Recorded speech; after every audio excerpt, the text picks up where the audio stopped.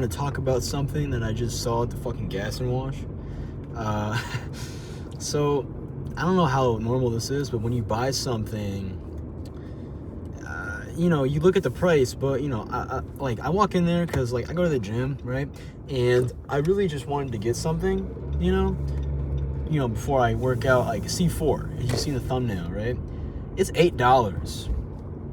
As I'm checking out, I use the self-checkout thing, and it was I literally sat there, because normally, you look at the price of things, if you're buying a lot of groceries, but if you're just buying one thing, whatever, it's $4. Dude, a C4 was $4.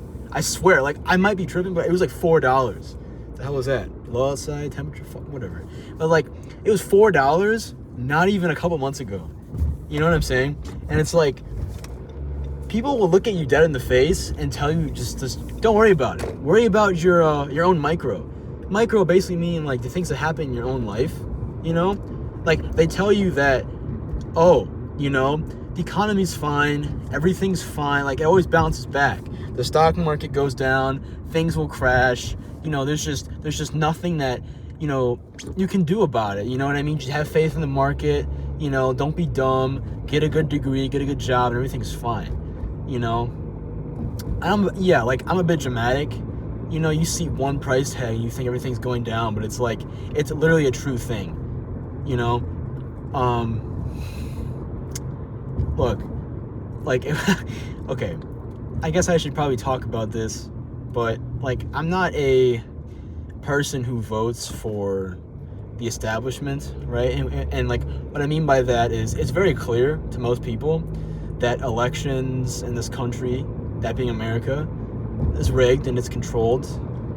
And people who vote for Republicans or Democrats are basically they're a bit slow in the head, It's you'll see the Epstein files, and then people will still be talking about voting in Democrats to get Trump out of office, to fix the economy. And it's very funny to me. I know I'm kind of switching topics, but it's all related to money, basically, right? Screw it. Think about it. If you're a politician and you're running for office, and you're, for your campaign ads, what are they all saying right now for midterms? Oh, we're going to stop ICE. How are you going to do that? One senator out of, oh my God, I'm stupid. What is there, 100 senators or something? Sorry, I don't have anything in front of me. Oh my God, I just killed a bird. Holy shit. No, one guy, and you're telling me, I think I'm making up numbers here, but probably damn near 98% of the House and Congress is funded by AIPAC, getting their money from a certain nation, let's say. You see what I'm saying? And you really think that one of these senators is going to go in there and stop something that's been happening in this country since 1948 that we know of? You know what I'm saying? And people will be like, nah, you're just a conspiracy theorist. You know what's funny about the word conspiracy theorist? That implies that you are assuming things, right? You're oh, you're a conspiracy theorist. It's not real. But yet, whenever you confront these things, it's labeled as a conspiracy. A conspiracy only means that it's not that it's true, but that it is, right? Let's say, bro, this fucking bitch is riding my ass, dude. I'm about to kill myself. Holy shit. It's right here. This is gonna happen. Loud ass car, bro. That's it right here. Okay, I'm sorry. If I was a super rich politician and I was diddling kids, okay, all right. If I was doing something crazy like that, and you found evidence, and I was like, you're just that's a conspiracy. That's basically what that word is. That it is true, but it's a word labeled to make you sound stupid when you bring it up, and it isolates you, And it's very interesting to me because I remember first looking at the files and stuff, and it was I thought this is gonna change the world, how in France, in the late 1700s, after America had their revolution, the French decided to have one of theirs, right? And the people actually did something about it because of how horrible the wealth inequality was in France at the time. Obviously, we all know it turned into a dictatorship with Napoleon and empires and all that, but they at least overthrew the government for a short time, right? In this country, people saw that and didn't care. Nobody cares. And that's the thing that's very interesting to me. People only really care about their own life, and you have to, because I get it, bills, work, school. I mean, I myself, I'm a student, right? And it's like, you know, you can't sit there and obviously do anything about what's going on in like the Iran war if you're not in it. But it's like, you know, that war, like for example, I'm in finance, right? That war, if you know anything about the US economy is not real. For example, I'll explain myself. Historically speaking, economies are based on, well, real things like gold, silver, I don't know, you know, like something that you can actually get. And it's like, when we got taken off the gold standard, our currency, as we, you know, get more debt and whatnot, it's not actually real. It's based on a trust. That's why if you ever heard anything about the stock market, it's about intrinsic value. Intrinsic value is basically saying, what do you think it's worth? In other words, that's subjective. And at the end of each trading day, or at the beginning, either or, I guess you could look at it, all the trades that are made by investors actually determines what the people use to determine the stock market, right? But no, you know, in finance, everybody's that's so cool, that's so cool, that's so cool, you know, but they don't actually ask the fucking question, where it's like, that means that it's not real. And if our economy isn't real, then that means that at any time it could go away, right? And when you understand this, you start to understand everything that goes on in the world. But it's amazing to me that people, like, you can tell them about this and they just don't care, you know? And I know that, you know, not everybody has to care, I get it, but it's just like, I just wish people would talk about it more, because it's like, yeah, you might see people talking about online or whatever, but it's like, to a certain point, everybody that consumes that type of content is in an echo chamber, right? So only people who care about, oh, I'm a noticer or whatever, but it's like, yeah, but out of, let's just take America, for example, right? I'm just gonna make up, there's like 435 million people here, right? So if you see an Instagram reel where they're talking about deep state secrets, obviously on Instagram that's controlled by certain religious affiliation, Mark Zuckerberg, we can maybe say this information being shown to us, there's a reasoning for that. But let's just say 60,000 people comment on this reel, right? And 60,000 people like it. That means that 60,000 people know this or whatever. But if you actually try to find 60,000 of those people in the real world, you let's say you live in New York, for example. You might have to walk for 8 hours to find someone who consumes that. You know what I'm saying? You're so dispersed in the real world that even coming together doesn't do anything. That's what the elites, like, that's why, honestly, I'm kind of, like, astonished by their, I don't know if it's intelligence or control, but it's like, when they get you to disperse, it all, like, it worked. Like, people think it's stupid. Oh, that's not true, bro. Pizzagate's not real, bro. That's not real. But yet, you know, they confirm it. You know, the government really confirmed aliens were real. Nobody cares, because it's like, what are you gonna do with that information? With AI, you say, oh, it's AI, bro. That's not real. You know, and it's like, how convenient for the government when the biggest scandal ever comes out, AI comes out like a year or two before. And now it's just like, you have our fucking president, my bad, I swore. I think I swore already, I really don't care. But it's like, oh God, I hate people, bro. I'm at a four-way stop. Dude, I almost killed this guy, holy shit. Sorry. Back on topic. It's like, you know what I'm saying? Like, I guess I'm just kind of rambling here, but it just takes one thing to kind of show you how weird our world is. Like, I'm in school telling us, oh, you're gonna get a job, you just gotta do the internships and apply online.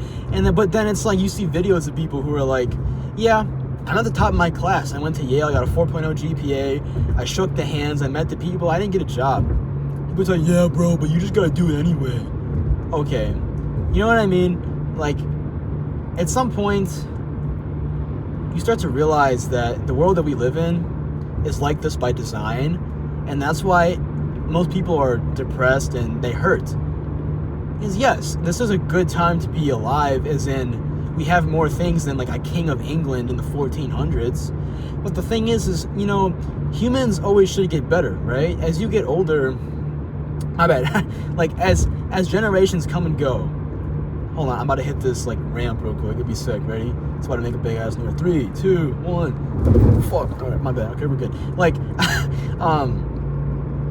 you hope that generations get better over time. You hope that you don't have to work in a factory like your dad did. I mean, I work in one to pay for school, you know. My dad had to pay for school, and my grandpa worked in a factory as his job. And it's like, you know, you would think that people in the old times, the 1800s, would be like, man, someday people don't have to work anymore. They can just hang out, which what humans did, you know.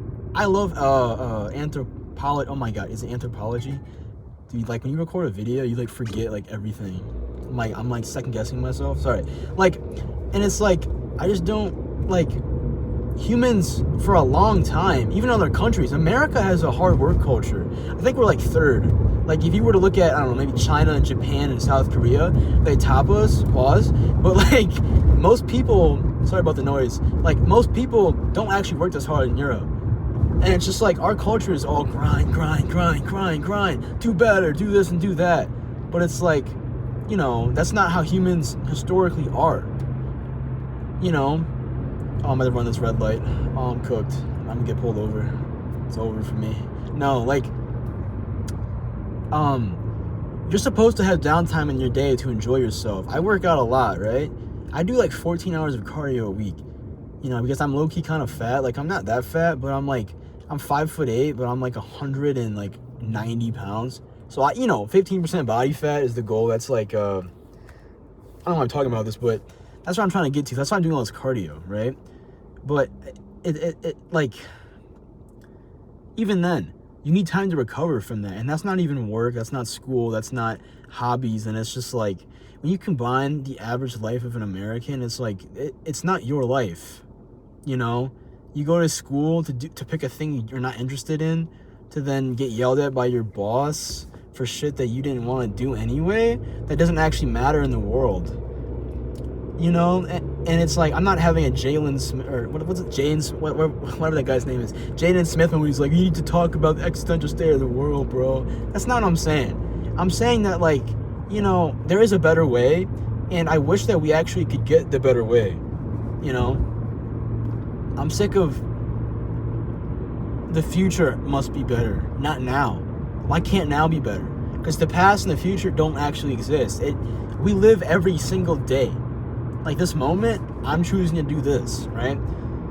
I can't control what I did yesterday, and I don't know what I'm doing tomorrow. And it's just like, I wish our leaders thought that way. Or maybe they had future planning, even. I would take that.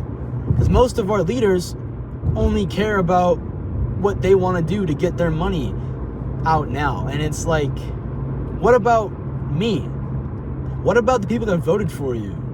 What about the starving people in this country? You know what I'm saying? Yeah, let's go to Iran, the country that had funerals for, like, not funerals, but they had like memorial services after the 9/11 attacks, you know?